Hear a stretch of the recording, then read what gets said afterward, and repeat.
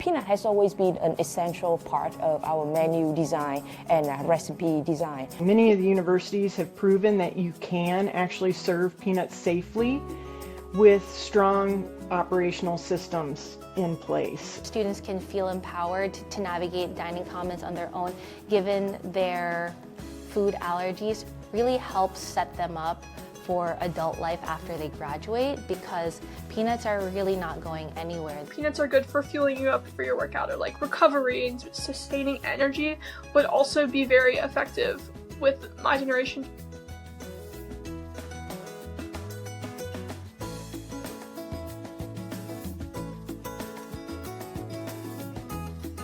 Welcome to the Peanut Podcast, where we explore how America's favorite nut is fueling innovation, culture, and community. I'm Ashton Pellom. And I'm Lauren Highfill Williams. Today, we're exploring how colleges across the country are managing food allergens while keeping peanuts on the menu, safely, confidently, and creatively.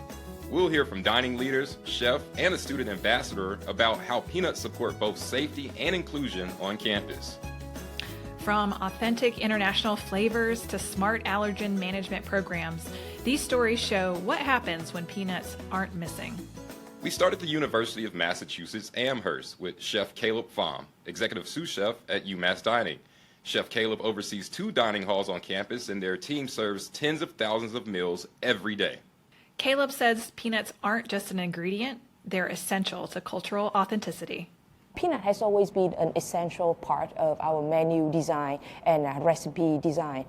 We have a big populations of international students, like students come from India, Southeast Asia, China, and peanut has always been part of their cuisine. So we put an emphasis on trying to be authentic with our food that we serve them every day. Authenticity meets safety. At UMass, that balance starts behind the scenes. Cross-contact, cross-contaminations, and mislabeling are a constant challenge and concerns for kitchen staff at UMass Dining. And we tackle these issues by offering intensive allergy trainings for all our kitchen staff and front of the house staff. We do it annually with our in-house dietitians, and we have examinations after each sessions. And we also constantly supervise and remind our staff of safe and sanitary practice in the kitchen. She says daily communication is key. We have pre-meal meeting every day to review menu and recipe. Especially we highlight recipe that have peanut and other allergens in it. And I double check, triple check label before the food went out to serve it to students. And we asked Chef Caleb, what happens if peanuts disappeared from their menu? If I take away peanut, I would have a riot on my hand, because I myself, I love peanut. I grew up in Vietnam, and peanut is part of our diet and cuisine. So what are students ordering? People go crazy for chicken satay and Thai pad Thai with peanut. And it's the element that elevates the dish. From the kitchen, we move to the nutrition office. Sabrina Hafner manages UMass's allergen safety program for one of the largest university dining systems in the country. In fact, UMass has been named the #1 college dining program in the country, a distinction the university has held for 9 consecutive years.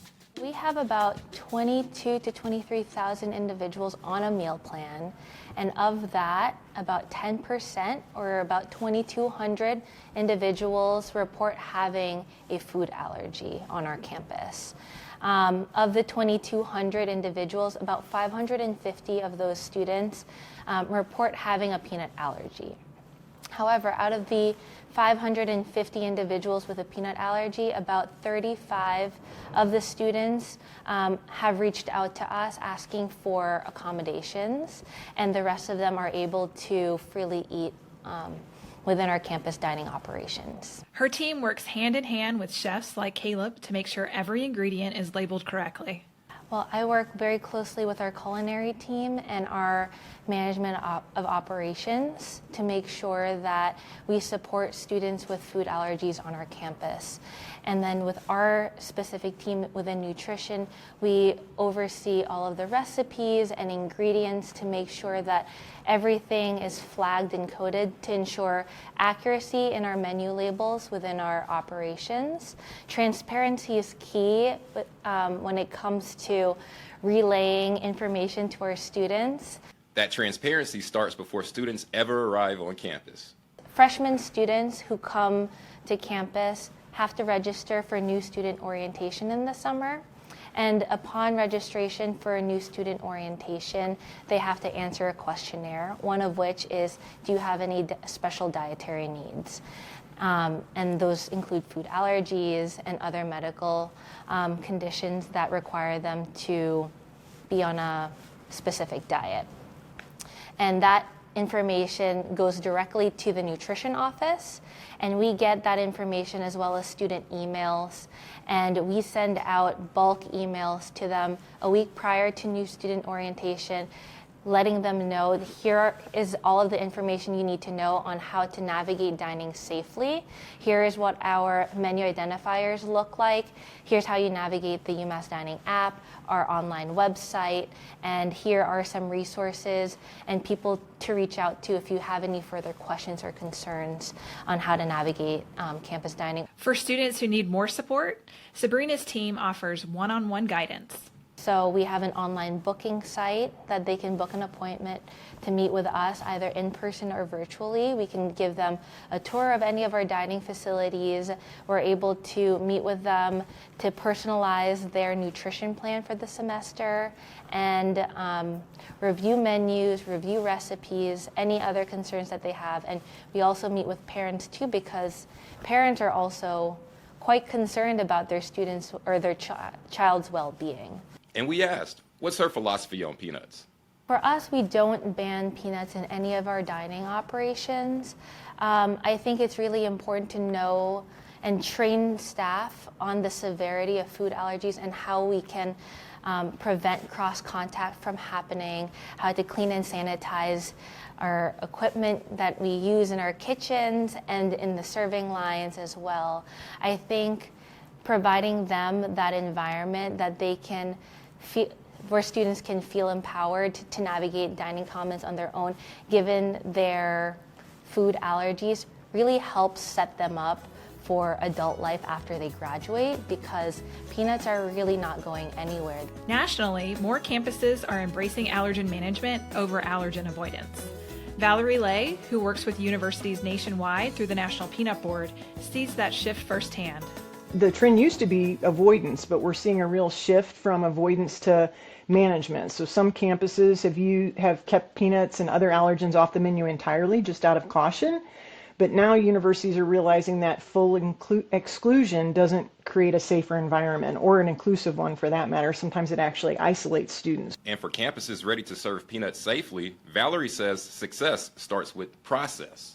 It really starts with confidence built on the back of a good process. So many of the universities have proven that you can actually serve peanuts safely with strong operational systems in place. That includes separate prep areas or proper clean and sanitize protocols, staff education, transparency with students. She's also seeing creative new approaches in dining design. Some universities allocate specific sections of stations, like think your salad bar or your yogurt parfait station or your breakfast station. They'll allocate a specific section of that for allergens like peanuts and tree nuts to be used as toppings and things of that nature, and they position them at the very end to minimize cross contact. So we've seen that a lot. We've also seen others that have introduced completely allergen-free stations, or even entire dining halls that are free from some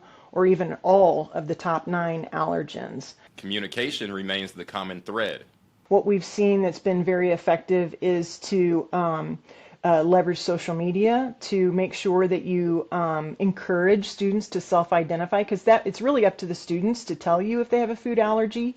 It's not a requirement, because it can be construed as an invasion of privacy and things like that. So they encourage them to self-identify. And so for those that have self-identified with a food allergen, or even, like I said earlier, like dietary preferences, that they want to eat vegan, or that they want to, have a food intolerance to gluten and things like that, and they're looking for gluten-free alternatives, that they encourage them to come forward, come to them and talk to them. So the nutrition team at college universities play a big role in that. They'll meet with students one-on-one, help them to navigate the environment, make them feel comfortable and confident dining in any campus dining hall or any venue on campus. A lot of them will make sure that during orientation that parents feel confident and in all of the protocols that they have in place.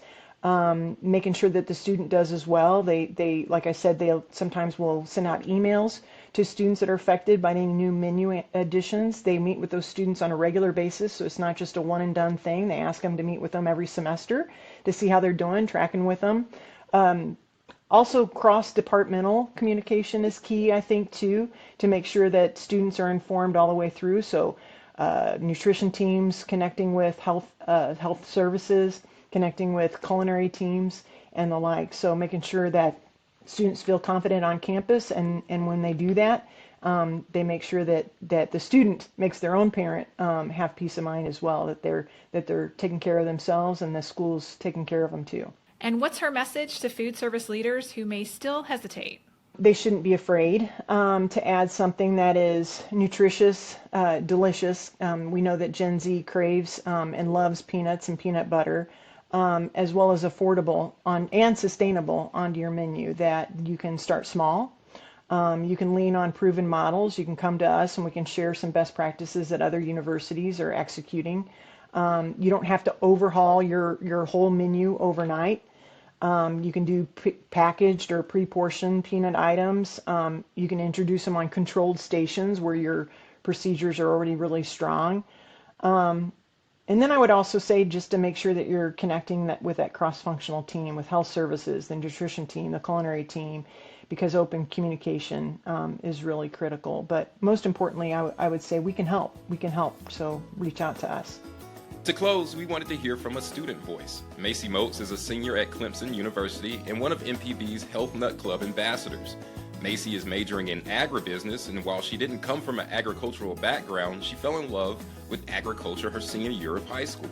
As an ambassador, Macy helps spread peanut awareness across campus. So my responsibilities as a campus ambassador for the National Peanut Board include going around campus and finding places where peanuts are sold. I found out that we sell peanuts in our football stadium, so that was really cool to know that they're actually getting people to access peanuts that way. Another one of my responsibilities is to kind of find contacts for our dining hall and like dietitian people here at Clemson, seeing how they're incorporating peanuts into college students' diets. And then one of the responsibilities I am working on / completed was I assisted with the Health Nut Club tour that came to Clemson last week. It was so much fun. The Health Nut Club tour activation brought energy, food, and friendly competition. People seem to really like the food truck. I think the crepes were a hit. Surprisingly, people, if they tried it, people tend to really love the peanut butter, pickles, and chips sandwich that they had. One of my friends came and I was like, try this, and he told me it was going into his new sandwich rotation. And then, so people really seem to like that. And then just kind of getting people when they came into class, like, hey, are you hungry? Not everybody has a meal pass at Clemson. You don't have to get one if you are not a freshman. So us being right near a dining hall kind of gave that alternative to people, so they don't have to pay $15 to get to the dining hall. They can just have a little sample and something to snack on. And then obviously you had like free merch if you followed the National Peanut Board on Instagram. College students love free merch and free things and t-shirts that they can just wear, and the dry fit material of the t-shirts were perfect because they're great for like working out and being active, which I've noticed a lot of people at Clemson like to be. And then definitely people were intrigued by the free TV that the 18 in the National Peanut Board had going on. definitely really fun competition-wise to see people go at it. I tried. I'm not that good. I retired from soccer when I was 7 years old. Yeah, but it was definitely very fun and just light competitiveness. She says peanuts are part of student life more than most realize. Something surprising that I've learned is just genuinely how many things have peanuts in them. Like, I knew that it was a thing, but like there are a lot of products that just have peanuts or peanut byproducts in there, especially on Clemson's campus, which is really nice because this is another surprising thing that I learned. They're so nutritious for you. Like, I didn't realize, looking at these packs of peanuts that they gave me, there's 7 grams of protein. I could eat one midday. I'm good for a little bit. If I can't go back to my apartment and have a lunch, I'm good. It definitely fuels and gives me a lot of energy that I wasn't expecting. And when it comes to engaging her generation, Gen Z, Macy knows exactly where to start. I would definitely say, like, the social media marketing aspect. You scroll between classes on social media when you're walking to class. If you're not talking with somebody, you're probably on your phone. Definitely kind of that social media marketing and like getting that information to students. I know a lot of people, I feel like in my generation, are very big gym goers and like athletes. So kind of like showing them that, hey, peanuts are good for fueling you up for your workout, or like recovery and sustaining energy would also be very effective with my generation. From UMass to Clemson, these voices show that peanuts have a safe, meaningful, and flavorful place on campus. And when universities move from avoidance to management, everyone wins. Students get choices, chefs get creativity, and campuses get inclusion. Because when peanuts are missing, something's missing. Okay, Ashton, we've got Thanksgiving coming up here soon, so we've got a little bit of Thanksgiving-themed peanut trivia for you. Okay, throw it at me. All right. True or false? There's such a thing as peanut pie that was originally inspired by pecan pie and often served at Southern Thanksgiving tables. Okay, so funny story. I actually know the answer to this because I've actually had it before. I've actually had a peanut pie, so I'm going to say that is true. All right, you've had it before, so you know it's true. It absolutely is. In fact, peanut pie became popular in the early 1900s when peanut farmers promoted it as an affordable alternative to pecans or pecans. It's still a favorite in parts of Georgia, Virginia, and the Carolinas, and I have enjoyed myself a slice of peanut pie as well. Oh, well, there you go. Hopefully we have more of our listeners will try some with Thanksgiving around the corner, Lauren. Yes. And for my co-host, Lauren Highfill Williams, I'm Ashton Pellom. Thanks for listening to the Peanut Podcast. To learn more about how the National Peanut Board supports allergen management and peanut inclusion on college campuses, visit nationalpeanutboard.org. Until next time. See ya.